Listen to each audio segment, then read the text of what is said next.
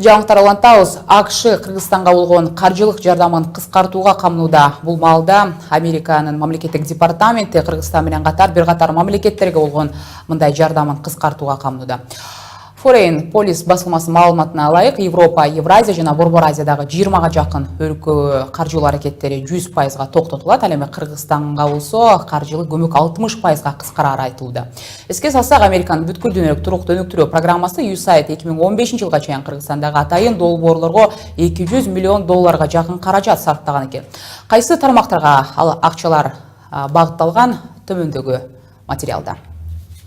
Американын бүткүл дүйнөлүк туруктуу өнүктүрүү программасы USAID 2015 жылга чейин Кыргызстандагы атайын долбоорлорго жалпысынан $195 миллион 383 миң $417 каражат жумшаган.